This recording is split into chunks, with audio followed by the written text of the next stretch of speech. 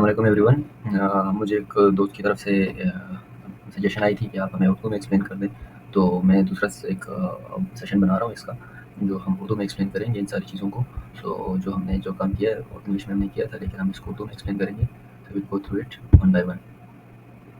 ये है हमारे पास फेडिक का कंस्ट्रक्शन कॉन्ट्रैक्ट, जो नॉर्मली हमारे पाकिस्तान में फ़ॉलो होता है, क्योंकि उधर ईपीसी का इतना ट्रेंड नहीं है। तो पाकिस्तान में मेनली हम लोग इस चीज़ को फ़ॉलो करते हैं। जिस तरह गवर्नमेंट के प्रोजेक्ट्स होते हैं जिसमें डिज़ाइन जो है वो क्लाइंट करके देता है और कॉन्ट्रैक्टर सिर्फ उसको कंस्ट्रक्ट करते हैं। सिर्फ कंस्ट्रक्शन, सप्लाई ऑफ मटेरियल वगैरह ये सारी चीज़ें उसकी होती है, और डिज़ाइन जो है वो कॉन्ट्रैक्टर का क्लाइंट का होता है। तो ये उसके लिए स्पेसिफिकली ये किताब बनाई गई है फेडिक की तरफ से। ये सेकंड एडिशन है, पहला जो एडिशन इनका था, पिछला जो एडिशन चल रहा था वो 1999 का था। ये 2017 का लेटेस्ट वर्जन है, और इसको इसको मैंने पढ़ा है, तो ये बड़ा मतलब कि अच्छा है। हमने प्रैक्टिस भी की है इस चीज़ को, और कई सारे प्रोजेक्ट्स में हमने इसको इस्तेमाल किया है। इवन पाकिस्तानी इंजीनियरिंग काउंसिल जो है वो भी इस चीज़ को फॉलो करता है, और ये इंटरनेशनल प्रैक्टिस है। तो ये दुनिया में हर जगह जो है वो ये स्टैंडर्ड प्रैक्टिस ली जाती है। फिर जो कंट्री लॉ होता है उसके मुताबिक इसको हम चेंज कर सकते हैं। जिस तरह पाकिस्तानी इंजीनियरिंग काउंसिल ने इसको चेंज किया है, थोड़ी बहुत चेंजेस है। जनरल कंडीशन इनकी सेम रहती है, उसको हम चेंज नहीं कर सकते क्योंकि उसका कॉपीराइट इनके पास है।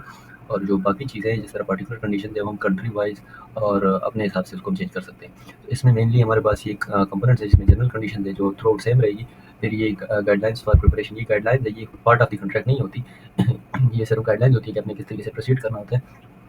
और अब क्योंकि guidelines for preparation of particular conditions and annexures, particular conditions में दो चीज़ें आती है, एक पार्ट ए होता है, एक पार्ट बी होता है। पार्ट ए जो है वो होती है कॉन्ट्रैक्ट डेटा होता है, जिसमें मतलब कि fill in the blanks type चीज़ें होती है। जिस तरह इन केस जनरल कंडीशन में लिखा होता है the client will be as listed in the contract data. So हमने कंडीशन ऑफ जनरल कंडीशन में उसको नहीं चेंज करना होता, हमने पार्टिकुलर कंडीशन में कॉन्ट्रैक्ट डेटा में क्लाइंट का नाम लिखने का होता है। उधर उसके लिए स्पेसिफिक जगह है जहाँ पे हम उसका नाम लिख सकते हैं। और मैं थोड़ा-सा मतलब कि मुझे तो इस चीज़ पे प्रैक्टिस है, तो मैं तो मतलब उसको स्किप भी कर सकता हूँ, लेकिन मैं चाहता हूँ कि जो बंदे हमारे जो इंजीनियर्स हैं, उनको समझने के लिए, क्योंकि ये बुक एक-दूसरे के मुख्तलिफ सेक्शंस इसके एक-दूसरे के साथ लिंक्ड है, तो इसको हम लोग थोड़ा-सा मतलब कि एक लो लेवल पे जाके हम लोग स्टडी करेंगे, ताकि समझ आ जाए, सेंस कम्युनिकेट हो जाए हमारी। और एनेक्सर्स जो है, इसमें कुछ फॉर्म्स होती हैं, जिस तरह मतलब कि इसके साथ जो एनेक्सर्स होते हैं, मतलब मुख्तलिफ़ किस्म के एनेक्सर्स होते हैं, स्कोप ऑफ वर्क होती है, मुख्तलिफ़ चीज़ें होती हैं। तो वो एनेक्सर्स हैं, वो नीचे जाके उसको डिस्कस करेंगे। फॉर्म ऑफ द सिक्योरिटीज़ होती है, सिक्योरिटी के जिस तरह बिल्ड सिक्योरिटी हो गई, परफॉर्मेंस सिक्योरिटी हो गई, इस तरह के मुख्तलिफ़ सिक्योरिटीज़ के मुख्तलिफ़ स्टैंडर्ड फॉर्म्स हैं, वो चीज़ें हम लोग डिस्कस करेंगे। और form of letter of tender, जो टेंडर का लेटर होता है, कॉन्ट्रैक्टर को इनवाइट किया जाता है पार्टिसिपेट करने के लिए। लेटर ऑफ एक्सेप्टेंस होता है, कॉन्ट्रैक्टर का बिड जब एक्सेप्ट हो जाती है। फिर कॉन्ट्रैक्ट एग्रीमेंट होता है, जो एग्रीमेंट के जो पेजेस होते हैं। और फिर dispute adjudication and avoidance agreement. ये डैब एक कमेटी सी होती है, जो एक सिंगल मेंबर भी हो सकती है, और जो एक 3 मेंबर्स भी हो सकती है। तो ये एक डिस्प्यूट की एक मैकेनिज़्म है। इन्होंने बताया है कि मतलब कोई मसला आता है, कोई डिसएग्रीमेंट होता है दोनों पार्टीज़ के दरमियान, तो उसको कैसे एड्रेस किया जाता है। तो ये सारी चीज़ें हम इसमें डिस्कस करेंगे। पहले जो है हमारे पास ये सारे स्टैंडर्ड चीज़ें हैं, ये मतलब कॉपीराइटर और इन्होंने अपने टेबल्स वगैरह दिए हुए हैं। फिर इसके बाद जो है हमारे पास ये कुछ सिनेरियोज़ हैं, जिसमें इन्होंने कुछ टिपिकल चीज़ें बताई है। जिस तरह ये है कि typical sequence of principal events during contract for construction, मतलब कि मेजर कौन-कौन से इवेंट्स आ सकते हैं इसमें। तो इसमें ये जो चीज़ें हैं, मतलब कॉन्ट्रैक्ट किस तरह प्रोसीड करेगा, एक चार्ट सा बना के दिया हुआ है, बड़ा मतलब कि समझदारी वाला काम इन्होंने किया हुआ है, और ताकि ईज़िली ये चीज़ समझ आ जाए। सो सबसे पहले क्या होता है किसी कॉन्ट्रैक्ट में, issuance of tender document. Client ने डिज़ाइन तैयार किया है, वो कहता है कि भई जी मुझे कॉन्ट्रैक्टर हायर करना है, तो वो एक डिज़ाइन बना के दे देता है, और इसके लिए टेंडर डॉक्यूमेंट वो इश्यू कर देता है। जब टेंडर डॉक्यूमेंट उसने इश्यू कर दिए, तो ये जो ड्यूरेशन होती है इसको हम लोग टेंडर पीरियड कहते हैं। इससे 28 दिन पहले, जिस दिन टेंडर की सबमिशन है, लेट्स से 1 जनवरी को टेंडर इशू हुआ है, 2 महीने बाद जाके इसकी सबमिशन है 60 दिन के बाद, तो 60 दिन से 28 दिन माइनस करके जो डेट आती है उसको हम बेस डेट कहते हैं। ये बेस डेट हमारे बड़े काम की चीज़ है, इसको आप सिर्फ इतना समझ लें, इसको बाद में हम लोग डिस्कस करेंगे हमारे जब हम फर्दर इसमें जाएँगे। तो ये बेस डेट हमारी बड़ी ज़रूरी चीज़ है, इसको आप समझ लें 28 दिन पहले, टेंडर सबमिशन डेट से पहले। जिस दिन हमारी टेंडर सबमिशन हो गई, तो ये इवैल्यूएशन पीरियड होता है टेंडर इवैल्यूएट करने का। क्लाइंट इस टेंडर्स को इवैल्यूएट करता है। जब टेंडर इवैल्यूएट हो जाए, फाइनेंशियल बिडिंग वगैरह सारी हो जाए, इवैल्यूएशन हो जाए, तो जो मोस्ट रिस्पॉन्सिव बिडर होता है उसको इस स्टेज पे लेटर ऑफ एक्सेप्टेंस मिल जाता है। कॉन्ट्रैक्टर का बिड एक्सेप्ट हो गई है, जो क्वालिफाइड बिडर होगा उसको हम लोग लेटर लिख देंगे कि भई जी आपकी बिड एक्सेप्ट हो गई है और आप फर्दर प्रोसीड करें। तो कॉन्ट्रैक्टर फिर क्या करेगा, कॉन्ट्रैक्टर 28 दिन से पहले-पहले, इस लेटर के इश्यूएंस के 28 दिन से पहले-पहले मतलब कि 28 दिन तक वो परफॉर्मेंस सिक्योरिटी जो है वो डिलीवर करेगा। परफॉर्मेंस सिक्योरिटी वो तैयार करके तो वो हमें मतलब कि क्लाइंट को डिलीवर कर देगा। ये टिपिकली 10% ऑफ द कॉन्ट्रैक्ट होती है, मोस्टली जो हमारी फॉलो होती है। मतलब किस सेंस में कम भी हो सकती है, ज़्यादा भी हो सकती है, लेकिन स्टैंडर्ड जो प्रोसीजर्स होते हैं उसमें ये 10% होती है। फिटिंग ने भी 10% की है, पाकिस्तान में भी इस तरह से, या हमारे इंडिया में पाकिस्तान में हमारे, तो उधर इस तरह ये 10% ही मतलब कंसिडर की जाती है। जो मतलब एक्सेप्टेड बिड है, लेट्स से 1 लाख रुपए की बिड है, एक्सेप्टेड अमाउंट है, तो 1 लाख का 10% मतलब 10,000 वो परफॉर्मेंस सिक्योरिटी बना के तो वो क्लाइंट को डिलीवर करेगा। ये बैंक गारंटी की शेप में होती है, या कोई गारंटर होता है जिसके लिए स्टैंडर्ड फॉर्म भी दिए हुए हैं, तो वो इस फॉर्म के मुताबिक परफॉर्मेंस सिक्योरिटी दे देगा। जब वो सबमिट करेगा तो फिर उसकी वेरिफिकेशन और सारा कुछ करने के बाद क्लाइंट जो है वो लेटर ऑफ कमेंसमेंट, इंजीनियर एक नोटिस इशू देता है कॉन्ट्रैक्टर को कि आप काम शुरू करें, commencement in according to class 8.1। देखिए, इंजीनियर जो है, इंजीनियर और क्लाइंट ये दोनों मुख्तलिफ चीज़ें हैं।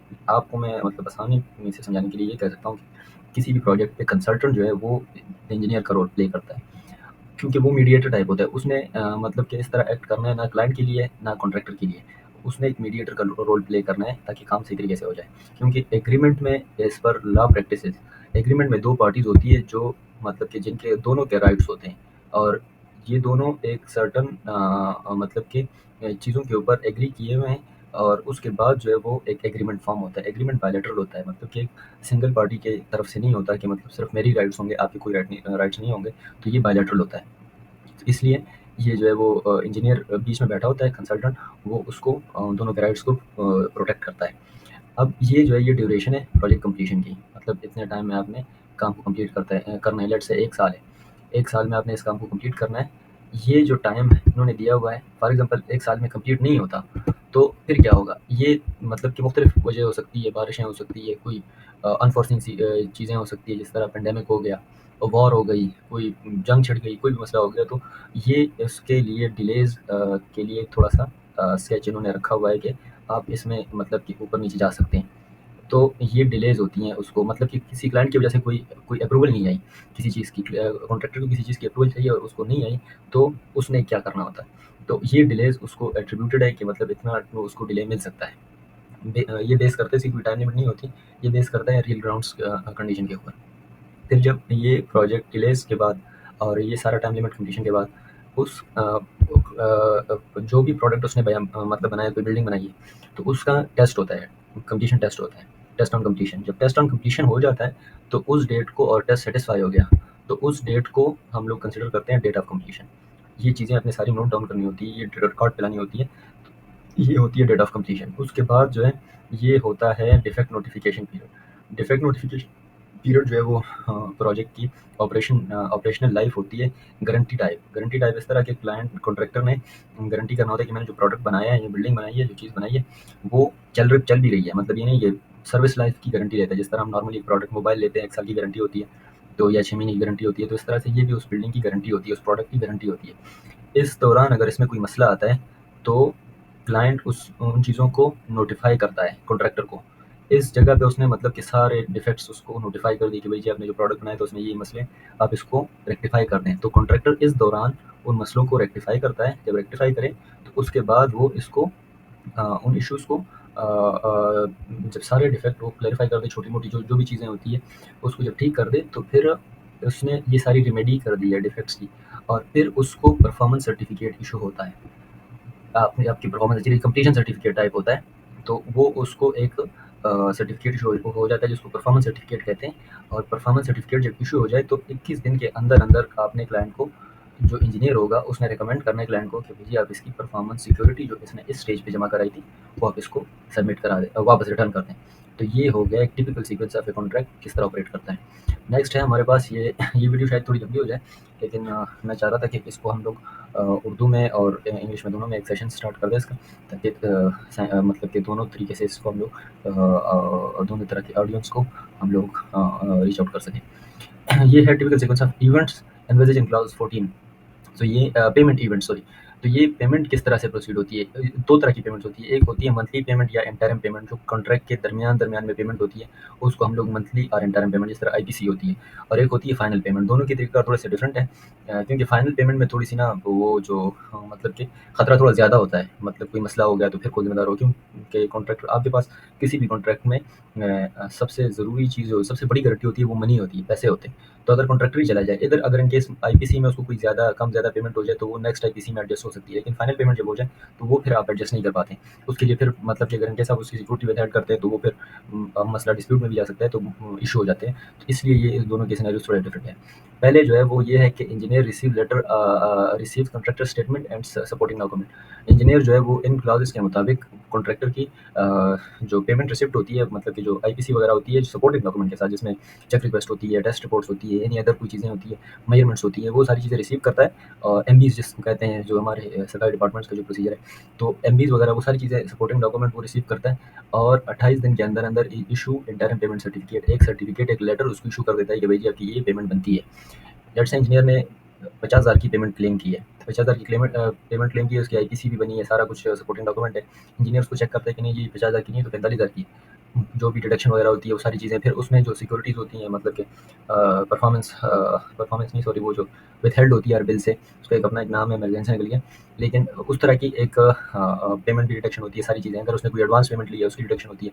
तो 28 दिन के अंदर अंदर वो उसको इवेलुएट करता है, और उसको इवेलुएट करने के बाद वो उसको इंटरिम पेमेंट सर्टिफिकेट इशू कर देता है। उसमें लिखा होता है कि इंटरिम पेमेंट सर्टिफिकेट आप जब भी इशू करो तो आपने उसमें लाजमी ये चीज़ें कुछ लिखनी होती है कि भाई जी मेरे पास ये कॉन्ट्रैक्टर का बिल आया है, इसको मैंने इवेलुएट किया है, इतने पैसों की ये बिल बनती है, ये आईपीसी बनती है, अमाउंटिंग टू रुपीज़ इतने, स्पेसिफिकली आपने पैसे लिखने होते हैं।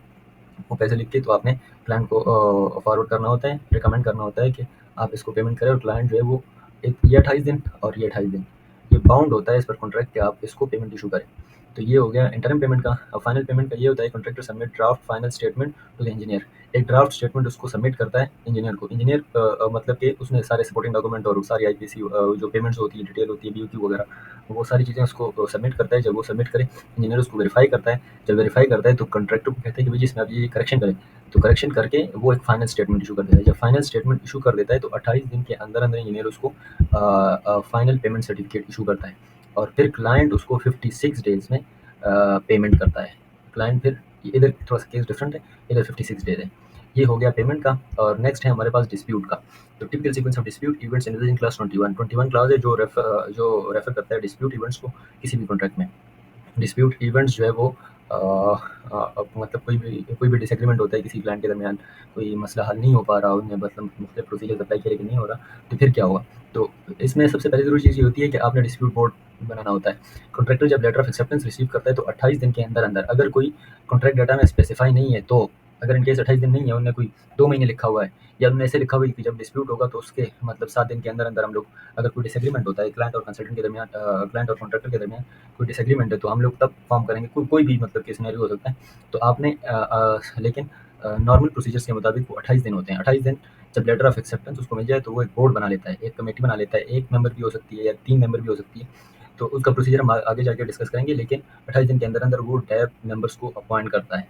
Parties appoint the DAB members को अपॉइंट करता है 21 दिन के अंदर अंदर। जब वो अपॉइंट हो जाए तो फिर किसी भी इवेंट पे पार्टी रेफर, कोई भी मतलब क्लाइंट या कंसल्टेंट कॉन्ट्रैक्टर कोई भी अपना इशू डैब को जो है वो रेफ़र कर सकता है। जब वो डैब को रेफ़र करें अपना मसला, तो वो दोनों पार्टीज़ 84 दिन के अंदर अंदर अपने सबमिशंस करती है डैब को। मतलब मैं अपने आर्गूमेंट्स दूंगा, क्लाइंट, मैं इन केस अगर क्लाइंट हूँ तो मैं अपने आर्गूमेंट्स दूंगा। अगर अपोजिट पार्टी कॉन्ट्रैक्टर है तो वो अपने आर्गूमेंट सबमिट करेगा, अपनी सबमिशंस करेंगे 28 दिन के 84 दिन के अंदर अंदर। डैब उसको इवेल्युएट करेगा 28 दिन के अंदर अंदर, और 28 दिन के अंदर अंदर वो अपना डिसीजन भी देगा। एक जज टाइप होता है, लेकिन इनके फैसले बाउंडिंग नहीं होते। मतलब कि कोई ज़रूरी नहीं है कि आप उसको मान लो। अगर इन केस कोई भी बंदा इससे कहता है कि नहीं जी मेरे साथ ये मतलब कि ये ज़्यादती है, ये मैं नहीं मानता, तो वो फर्दर प्रोसीजर भी है। आपने फिर उसके, अगर इन केस कोई भी पार्टी नहीं मानती, तो उसने डिससेटिस्फेक्शन का नोटिस इशू करना होता है। जब वो नोटिस इशू करे तो फिर उनके पास स्टिल एक चांस होता है एमिकेबल सेटलमेंट का, दोनों बैठे और 28 दिन के अंदर अंदर अपने इस मसले का हल निकाल ले।